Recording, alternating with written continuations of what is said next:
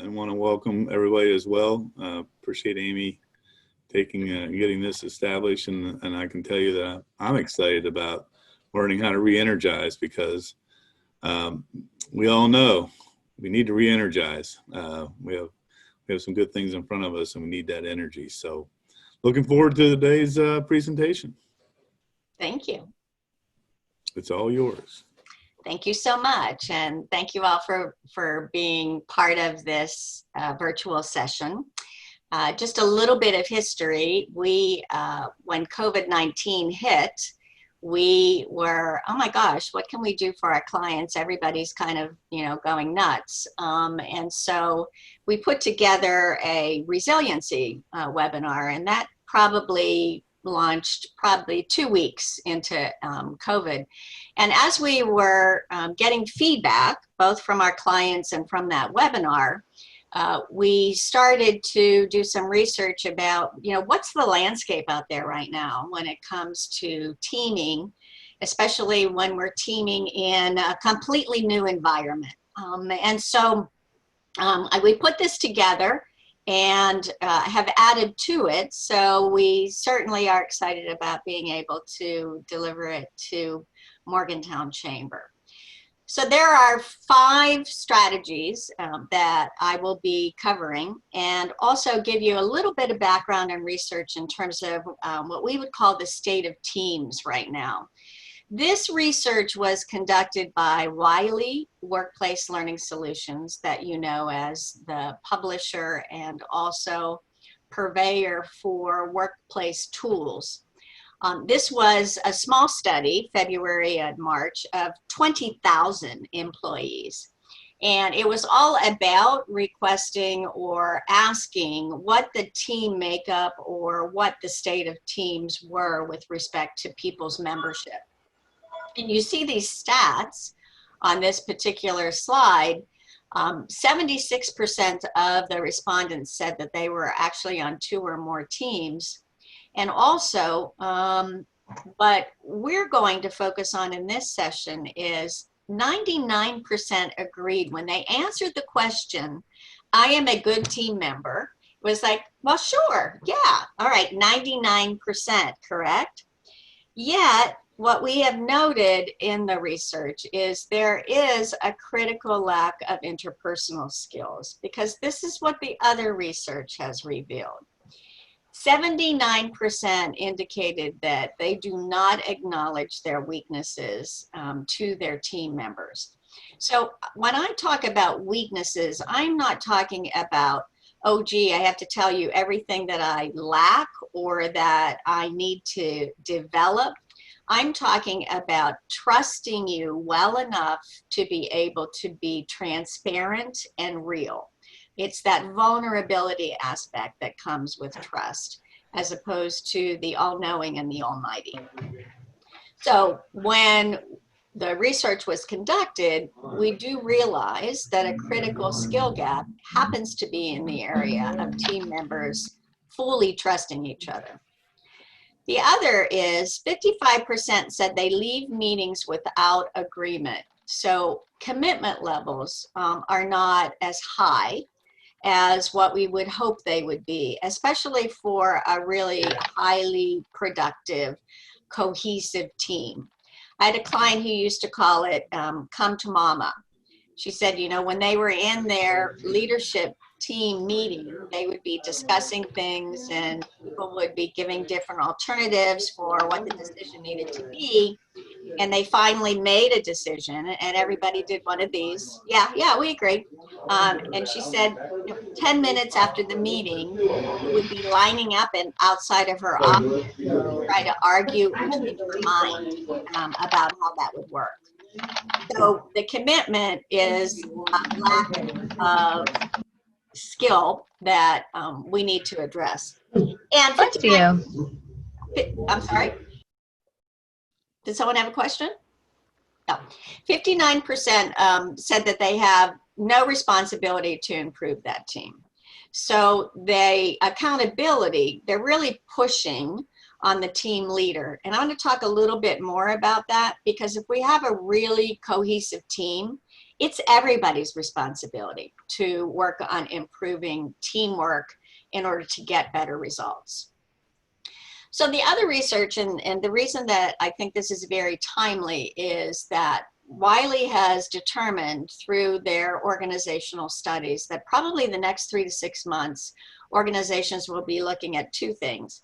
One is engagement, and the other is reclarification of roles and reorganization. Not necessarily reorganization with the organizational chart, but reorganization of roles and responsibilities. More teams will continue to work virtually. I think we can all attest to that. And that closing the skill gap will be even more important in these times. So the 5 strategies that I would like to share with you this morning is the strategies that you see on this slide: communication, order, creating order out of chaos, building leadership, managing this whole change process, and really putting your focus where it needs to be, especially when we talk about re-energizing our teams. So I don't know how many times you all have experienced this, but if I had 1 time or 1,000 times that this emoji actually expressed my response to a question, I think we all have lived through and are continuing to live through an I don't know kind of an environment. And so when we talk about being vulnerable or sharing weaknesses as part of building trust, what we know is it's okay to say to the team, I don't know, but I will find out. And looking towards us to come up with what that response should be or what that plan should be is really important. I was talking to a person who works in a beauty salon, and I don't know, maybe 3 weeks ago, 4 weeks ago, the owner got everyone together on a conference call, on a virtual call, and said, you know, we need to figure out, you know, how we're going to get back together and what we're going to do. And the whole time, it was an hour conversation, and the whole time she said the owner kept saying, I don't know, I don't know, I don't know. So the fact that he set up the call in order to figure out things and hadn't done any of his research, we certainly know that that's not an appropriate response, because it is up to him to figure that out. So communication reminders. When we talk about communication, there isn't one organization that we work with that doesn't say that they don't need to improve communication. But when we're talking about virtual teams, we're really talking about 7 times 7. You know that old marketing adage that you need to see something in front of you 7 times before it starts to resonate? Well, with virtual teams, we need to communicate 49 times or 7 times that amount in order for things to get through. Executive team decisions and business updates, very important. And all of our clients, the majority of them, are really doing morning check-ins, evening check-ins, because Amy and I were talking before we even started, things aren't just changing by the month, things are changing daily, if not hourly. And so we have to be that conduit to help people determine or understand what is going on. And it's helpful to help people to think about the importance of learning through change. You know, we often will query individuals when we are teaching change management or how to propel change. And it's interesting that a lot of people talk about breakthroughs in crisis. You know, there's that marketing adage of, you know, never letting an opportunity pass for any good crisis that occurs. I also heard that healthcare probably would have taken a year to transition to online records and virtual healthcare telehealth, and they had to do it like literally overnight. So what people have learned through that is, hey, by the way, I can change. It's unfortunate that the crisis has caused that, but it's also helpful to remind people what stayed the same. because when there's so much going on and so much change, you know, things like you will still have a job, you will still be focusing on X, Y, Z, and we will still be in business, are very important as part of our communication. The second strategy is dissect the chaos and to create some sense of order. And one of the things that I always suggest is really using your styles to your advantage. If there's any time that it's important to look at where your strengths are, particularly by style, it's navigating the changes that we are experiencing now. So for those of you who have that driver personality that wants to get things done yesterday, I was just talking to a CEO who wants to actually do a team intervention, all virtually, of course. And I said, well, the first thing we need to do is you need to put together a communication in terms of the what and why. And before I even finished, she said, okay, so can I do that now? And I was like, okay, let's go for it. And she put the thing together in like 3 minutes because she knows that she is a get things done kind of person. We also need those of you who are influencers and the people who are expressive and can talk to people and see where they are, how they're dealing with the changes, how the up and down is going. Those of you who are the steady types that are real team players from the standpoint of supporting your team, now is the time to look at what you can do to increase that support or enhance that support. And oh, by the way, we do need the analytical individuals who are kind of doing all of the research, looking at different protocols, comparing to different business structures and responses that can help really dig through all that research and come up with some things that we can apply. And don't forget about humor. And so I saw this, all the memes that are going out with virtual communication. This one caught my attention. My God, those meetings really could all have been emails. What we understand from our clients is that meetings are much more efficient, that when you look at what determines a meeting versus a chat communication or a messenger communication, that stuff is kind of falling into people using the right modes, but also incorporating what we would call some playful team ideas. So you know, we've had organizations that have created their company related memes. We've had dress up day and vote for your fave when people are on virtual calls, especially for some IT teams who are on calls from like 8 in the morning until 6 p.m. They've tried to find some way to break up the day or the rigor of the problem solving that they're involved with. Theme for the day, concerts, contests and prizes. One of our clients had pajama day, and then based on how people showed up, they decided that that wasn't a good idea to continue, and I won't say anything more about that. But, you know, things like decorating your office background with something that's important to you or a theme for the day can just get people to kind of, you know, relax and let out a little steam. I had a meeting planner who was really looking at, you know, what do people do best? And she said, you know, I'm a really supportive person. So she took the time to send personal notes to each of her leads for planning conferences in the future. Someone told me the other day, I love this idea, a wedding photographer who obviously, you know, was canceled for weddings during this time and probably for most of the year, decided that he wanted to show his respect and support for his clients that had to either cancel or postpone.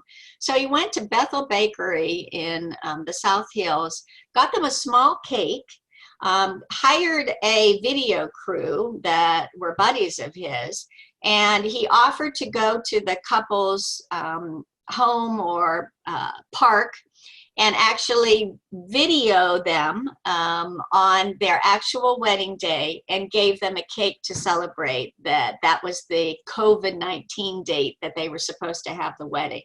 So thinking about playful things to do, but also thinking about supportive things to do, not just for our internal team, but for our clients, is a really good time to show our support and to show our appreciation. So ask yourself, what are some things that you are doing to create some semblance of order, including what are some playful things that you're incorporating to alleviate some of the drudgery or some of the same kind of Groundhog Day existence that we all are dealing with.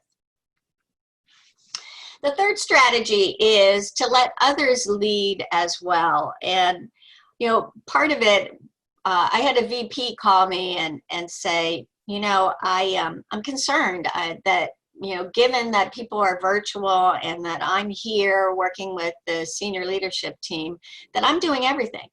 And she said, you know, is that a bad thing? And I said, well, it's not a bad thing if, number one, it's urgent, and number two, it's high level enough, it's strategic enough. But if you're doing things that you normally would be delegating, you should still be delegating, because it presents what we would call a development opportunity. And when I suggest that, it's go back to your development notes. You know, this is a time that you can provide some stretch assignments. You know, what is one thing that a team member is really good at doing? That perhaps that delegable assignment can go to that person. What is something that they've always wanted to learn? That if you provide them a stretch assignment or an opportunity, hey, yeah, you always wanted to research that software or that platform, or, you know, you really wanted to create a wellness program in the organization, or, you know, you wanted to work on, you know, developing this particular skill set or gain this certificate, let's do it. So what is the timing with that? We do have to be careful, because most people that I'm talking to who are working virtually are saying they're actually working longer and harder than when they were in the office. So we have to be careful that we're not piling things on. But it is a great leadership time or opportunity for development to at least have the conversation. Because as we've all experienced, business is getting much more personal through this virtual platform that we're using now. And if anything, it's kind of like my landscaper was here yesterday. We did a job and then decided that we're too old, that we're going to hire somebody to finish it. But he said, you know, I can't believe how busy we are. It's like people are sitting around and they're looking around their house and saying, this needs to be done, and this needs to be done, and this needs to be done. And what I'm asking you to do is look around your team, you know, what needs to be developed, or what opportunity can you provide in terms of development, similar to you know, the landscaping, or God forbid, if we have to clean our house one more time. Like, that's all I'm saying about that.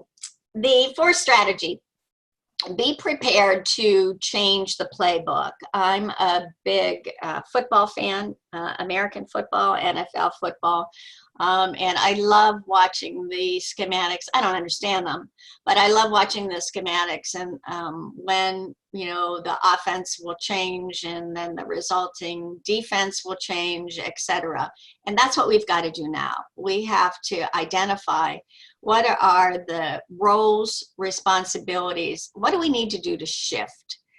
So think about what are the audibles that you need to call? What roles need to change? Maybe this is a time to combine roles. Maybe it's a time to shift responsibilities. And it may be reorganizing the chart, or it could be reorganizing responsibilities across various team members. And the other things, obviously, that we need to look at playbook changes have to do with goals. I had a VP say to me, fortunately, we're starting our fiscal year. This was last month in May, she said, but so now it's time that we would normally be setting goals anyway. So it actually is timely because we can adjust the goals based on, kind of where we are in business right now. But she said, I don't really feel like it. I'm, exhausted by trying to figure out how to negotiate, business as usual. And I know I have to energize my team, but, I'm not into it. I said, well, why not? Why don't you think about, first of all, what brings you joy?